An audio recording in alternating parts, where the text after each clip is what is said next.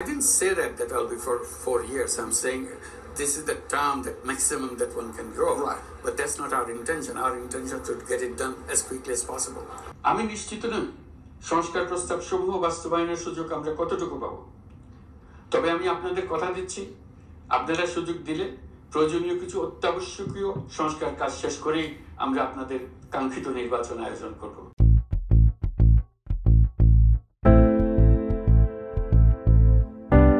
100 দিনে ইউনূস সরকার, সেই 100 দিন পূর্তি উপলক্ষে জাতির উদ্দেশ্যে দেওয়া ভাষণে বেশ কিছু বিষয়ে তিনি সাবলীল ভাষায় তার সরকারের কিছু পদক্ষেপের কথা তিনি বলেছেন। আসসালামু আলাইকুম। শুরুতেই স্মরণ করছি মুক্তিযুদ্ধের লাখো লাখো শহীদ এবং গত জুলাই আগস্ট মাসে ফ্যাসিবাদের বিরুদ্ধে ছাত্র শ্রমিক জনতার অভ্যুত্থানে নিহত সকল শহীদকে। আমি বরাবরই এর আগের বহুত আলোচনায় বলেছি যে বাংলাদেশ সম্পর্কে এর আগে আমি এতটা আশাবাদী এর আগে কখনো হইনি। আশাবাদী হওয়ার যথেষ্ট কারণ আছে, এই কারণে যে আমাদের যে প্রায় 16 বছরের একটা স্বৈরতান্ত্রিক মাফাইতান্ত্রিক সরকার এবং আমাদের ব্যক্তি স্বাধীনতা, মত প্রকাশের অধিকারহীনতা, ভুলণ্ঠিত নির্বাচন ব্যবস্থা, ভুলণ্ঠিত গণতন্ত্র, এই সকল কিছু পাড়ি দিয়ে, বিভক্তির রাজনীতি সব কিছু পাড়ি দিয়ে যখন জুলাই মাসে আসলো 2024-এর একতরফা ডামি ইলেকশনের পরের যে ক্ষোভ, জনপুঞ্জীভূত ক্ষোভের বহিঃপ্রকাশের সাথে সাথে দেশকে বৈষম্যমুক্ত করার যে ছাত্র জনতার আন্দোলন, সেই আন্দোলনের শেষের দিকে এসে হঠাৎ করে যে শেখ হাসিনা পালালো তার সমস্ত দলবল নৌকার অনুসারীদের নিয়ে, সেই পালায়ন পর অবস্থার প্রেক্ষিতে বাংলাদেশে সরকার পরিচালনার যে একটা শূন্যতা তৈরি হয়েছিল, সেই শূন্যতার প্রেক্ষিতে ডক্টর মোহাম্মদ ইউনূস সরকার দায়িত্ব গ্রহণ করেছেন এবং এই দায়িত্ব গ্রহণ করার পরে নানান রকম অসঙ্গতি, নানান রকম সমালোচনা, নানান রকম চাওয়া পাওয়া, বিভিন্ন দিক থেকে মানুষের নানান রকম দাবি দেওয়া আদায়,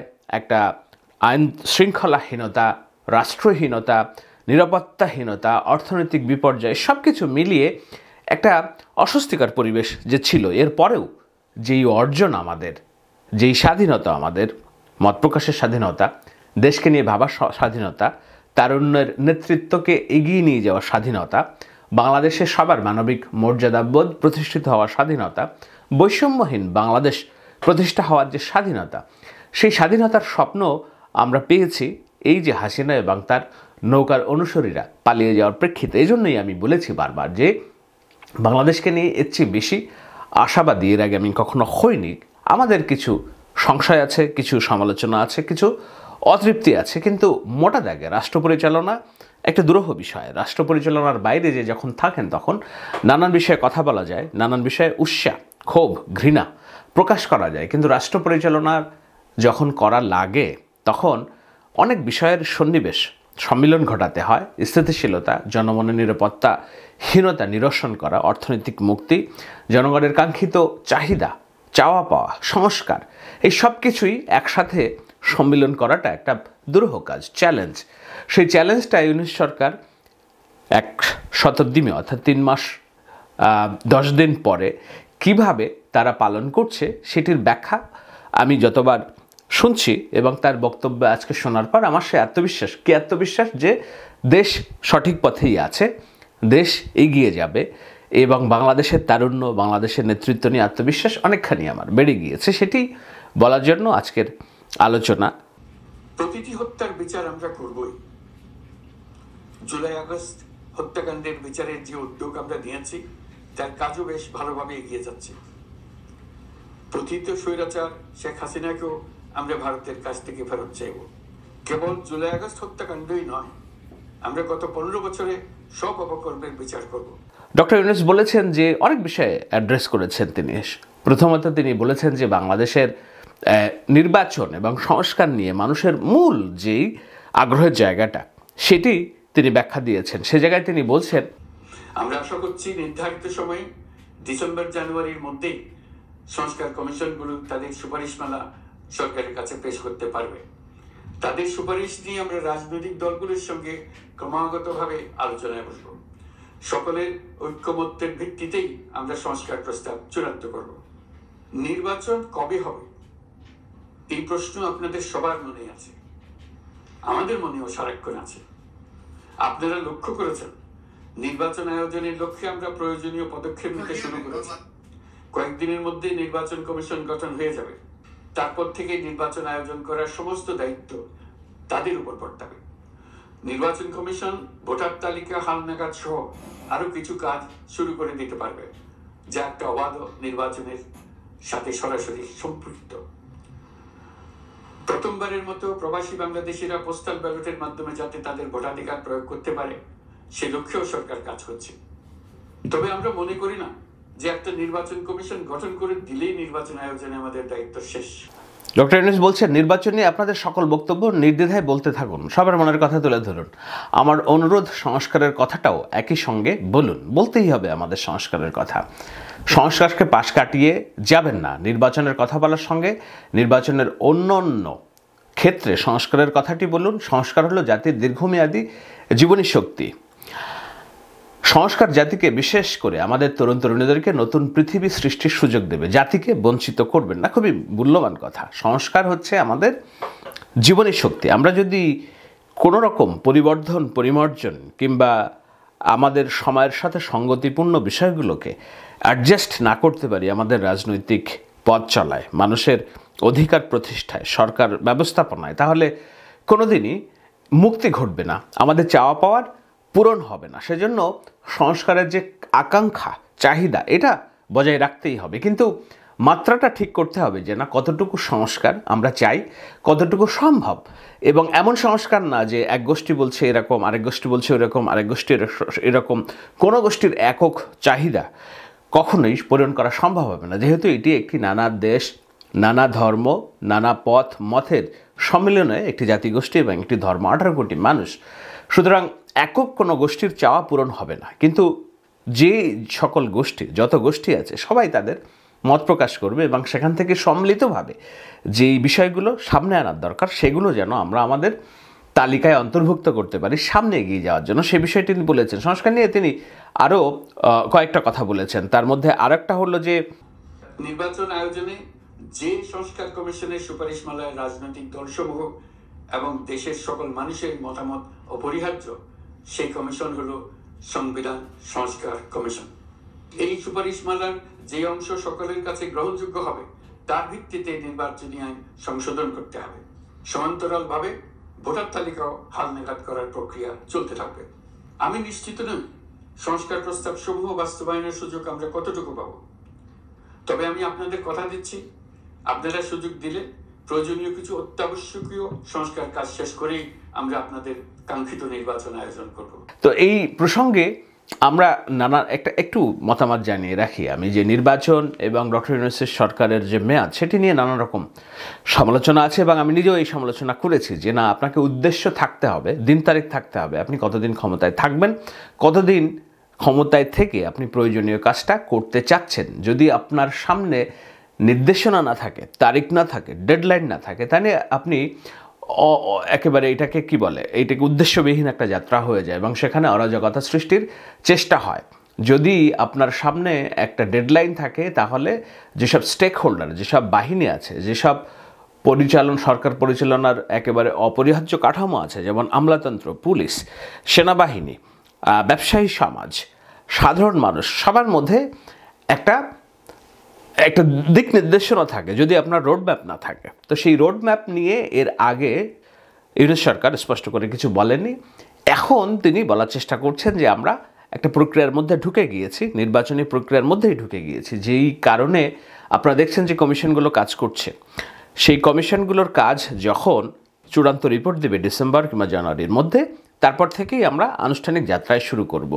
সেই যাত্রা যাওয়ার পথে বেশ কিছু সাংবাৎসরিক, অর্থাৎ কয়েক বছর পর পর যে সংকট তৈরি হয় নির্বাচন কেন্দ্রে, সেটাও তারা দূর করতে চায় বলেই আমার মনে হয়েছে। এবং এই চাওয়ার মধ্যে দোষের কিছু নেই, সরল চাওয়া, এবং এই চাওয়াটা হৃদয় থেকে চাওয়া বলেই আমার কাছে প্রতীয়মান হয়েছে। যেমন কতদিন ডক্টর ইউনূস ক্ষমতায় থাকবেন সেটি নিয়ে একটা আল জাজিরার সাথে যখন তিনি আজারবাইজানে পরিবেশ সম্মেলনে গিয়েছিলেন, বিশ্ব ধরিত্রী সম্মেলনে, সেখানে তিনি একটা সাক্ষাৎকার দিয়েছেন। সেখানে প্রশ্নকর্তা তাকে বারবার বলার চেষ্টা করছিল যে আপনি কতদিন ক্ষমতায় থাকবেন, কারণ নির্বাচন তো দিতে হবে।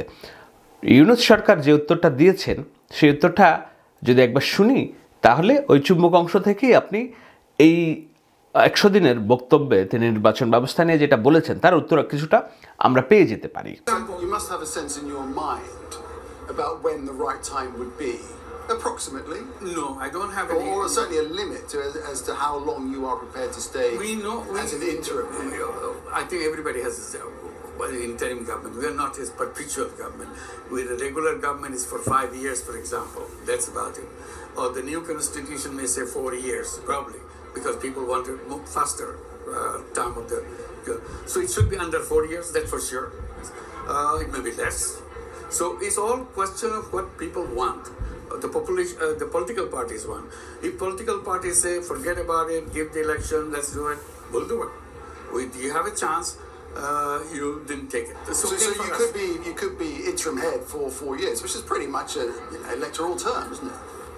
I didn't say that I'll be for 4 years. I'm saying this is the term, that maximum that one can grow. Right. But that's not our intention. Our intention is to get it done as quickly as possible. সংবাদ হয়েছে যে বিদেশি গণমাধ্যমে 4 বছর ক্ষমতায় থাকার অভিপ্রায় ব্যক্ত করেছে ইউনূস সরকার। সত্যি কথা, আমি যেহেতু সংবাদ বিশ্লেষণ করি, আমি যেহেতু রাজনীতিবিদদের কিংবা যারা রাষ্ট্র পরিচালনা করে তাদের মনোজগৎ পড়ার চেষ্টা করি, এবং আমার সেই পড়া সবসময় যে সঠিক হবে এমন কোনো কথা নয়, তবুও আমি আমার অনুমান ভাবনাটুকুই আপনাদের সাথে শেয়ার করি, বিশ্লেষণের চেষ্টা করি, বোঝানোর চেষ্টা করি। আমার কাছে ডক্টর ইউনূসের এই কথার প্রেক্ষিতে মনে হয়নি যে তিনি 4 বছর ক্ষমতায় থাকতে চেয়েছেন। তিনি বলেছেন যে সাংবিধানিকভাবে ক্ষমতায় থাকে মানুষ 5 বছর, যেটা বিশ্বের বিভিন্ন দেশের রীতি। অনেক দেশে এটা কমিয়ে 1 বছর কমিয়ে 4 বছর করা হয়েছে, যুক্তরাষ্ট্র করা হয়েছে। সুতরাং আমরা তো এমন না যে 4 বছরের বেশি থাকতে পারবো। প্রশ্নকর্তা বলেছেন যে তাহলে কি আপনি 4 বছর ক্ষমতায় থাকার কথা বলছেন? তিনি বলছেন না, আমি সেটাও বলিনি। আমি বলেছি যে রাজনৈতিক দলগুলো যখনই মনে করবে যে না, দিস ইজ দ্য টাইম, তখনই আমরা নির্বাচনের কাজ করে যাব। কিন্তু আমাদেরকে একই সাথে নির্বাচনের কাজের সাথে সাথে রাষ্ট্রের কিছু চাওয়া, সংস্কার, মানুষের যেসব পরিবর্তনের আকাঙ্ক্ষা আছে, এবং যেহেতু একটা বিশেষ পরিস্থিতিতে এই সরকার চলে এসেছে, এটা এমন না যে নিয়মতান্ত্রিক সরকার, এটা একটা অন্তর্বর্তী সরকার। এমন একটা সরকার পালিয়ে যাওয়ার প্রেক্ষিতে একটা ভ্যাকুয়াম, এবং কোন প্রেক্ষিতে পালিয়ে গিয়েছে? প্রায় 2000 মানুষকে শহীদ হতে হয়েছে তাকে উৎখাত করার জন্য। প্রায় 20,000 মানুষকে হাসপাতালে পঙ্গুত্বের জন্য চিকিৎসা নিতে হয়েছে। গত 16 বছরে অন্তত 2 থেকে 3,500 মানুষ গুম হয়েছেন।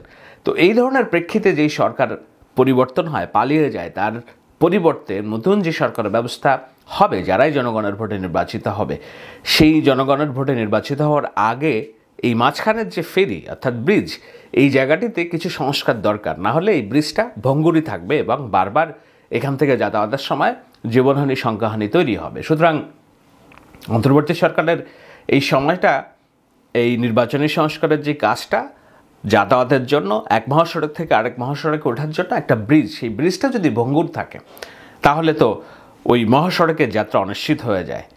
ব্রিজ ভেঙে খাদে, নদীতে পড়ে যাওয়ার সম্ভাবনা থাকে বাহনটির।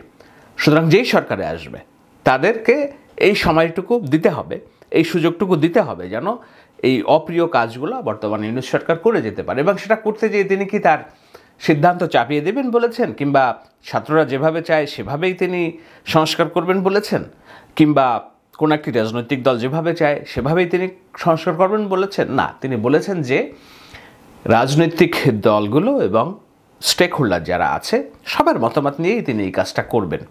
এবং এটাও তিনি বলেছেন যে রাজনৈতিক দলগুলো যদি বলে যে না, আমাদের সংস্কার দরকার নেই, আমাদের নির্বাচন দেন, ঠিক আছে, আমরা নির্বাচন দিব, সেটাই যদি জনগণের চাওয়া হয়। শুনুন আরেকবার তার কথা। No, it's not up to us. It's up to them. We are always saying we are consulting with you. We are not imposing anything. If you say go ahead, do the election, forget about reform, we'll do the election.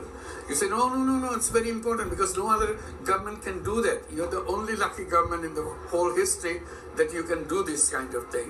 And if all the political parties agree with it, it's done. So we reform that and then give the election. অর্থাৎ আমার কাছে মনে হয়নি যে doctor Yunus জোর করে ক্ষমতায় থাকার জন্য কোনো অভিপ্রায় লালন করছেন। তবে জোর করে ক্ষমতায় থাকার অভিপ্রায় থাকতে পারে সরকার পরিচালনায় কিছু ক্ষুদ্র গোষ্ঠীর, কিছু মানুষের, কিছু উপদেষ্টার। অস্বীকার করার কোনো উপায় নেই। এটির মধ্যে কোনো সন্দেহ থেকে অতিমাত্রায় বিরোধিতা করারও প্রয়োজন আছে বলে আমি মনে করি না। কেন মনে করি না? আমি রাজনীতিকে ইতিবাচকভাবে যেহেতু দেখি, আমি মনে করি যারাই সরকার পরিচালনায় অংশ নিয়েছেন ছাত্ররা বলুন, অন্য উপদেষ্টা বলুন, সবারই নিজস্ব কিছু ভাবনা আছে, এজেন্ডা আছে। যে যার এজেন্ডা বাস্তবায়ন করতে চাইবে, এটাই সঠিক, এটাই রীতি, এটাই হয়ে থাকে। আমার নিজস্ব এজেন্ডা আছে, আপনার নিজস্ব এজেন্ডা আছে। কিন্তু মোটা দাগে যিনি সরকার পরিচালনা করছেন, যারা সরকার পরিচালনা করছে, তাদের মূল ভাবনাটা কি? তারা এই সকল মত ভাবনাগুলোকে কিভাবে সন্নিবেশিত করে সামনে আগায় যেতে চায়, কর্মপরিকল্পনাটা কি, সেটা যদি আপনি স্যাটেলাইট অর্থাৎ উপর থেকে দেখেন, তাহলে আশাবাদী হওয়া যথেষ্ট কারণ আছে যে না, সঠিক পথেই আগাচ্ছে দেশ এবং সঠিকভাবেই যাত্রা করছে। সুতরাং আমি মনে করি যে সমালোচনা চারিদিক দিয়ে থাকবে। সমালোচনা করাটা মানুষের গণতান্ত্রিক অধিকার। কোনো আমাদের মধ্যে থেকে কেউ কোনো ইনফ্লুয়েন্সার কিংবা সমাজ বিশ্লেষক, ভাবুক, চিন্তক নানানভাবে সমালোচনা করবে, এটাই স্বাভাবিক। কিন্তু সমালোচনা করে আমাদের যে সরকার, আমার যে সরকার, ইউনূস এবং ছাত্রদের এই যে পথচলা, সেটাকে আমরা গলা টিপে যেন হত্যা না করি, আমরা যেন না মেরে ফেলি। একইভাবে অপতিত স্বৈরাচার আওয়ামী লীগ যেভাবে এই সরকারকে গলা টিপে হত্যা করতে চায়, ফেলে দিতে চায়, এই সরকার ব্যর্থ হোক, ব্যর্থ হলেই যেন তারা ফিরে আসতে পারে, এই ধরনের একটা মনোবৃত্তি নিয়ে পতিত ফ্যাসিস্টরা যেমন বসে আছে, আমাদেরকেও যেন একই পথে ভুলে না পারায় এবং আমাদের এই সমালোচনা যেন পতিত ফ্যাসিস্টকে নানান রকম কোনো পয়েন্ট না দেয় এবং হুক্কা হুয়া শিয়ালের মতো তারাও চিল্লায় উঠে যে না, বলেছিলাম তো, আগেই ভালো ছিলাম, এই সুযোগ যেন না দেয়।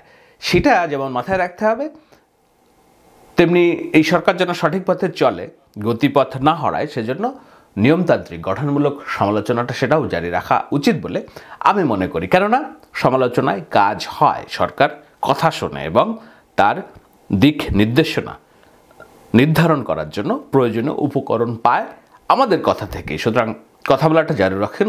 এই কথা বলার যে সুযোগ, এটি ছিল না আমাদের এত দেড় দশকে। এটাই আমাদের নতুন বাংলাদেশ।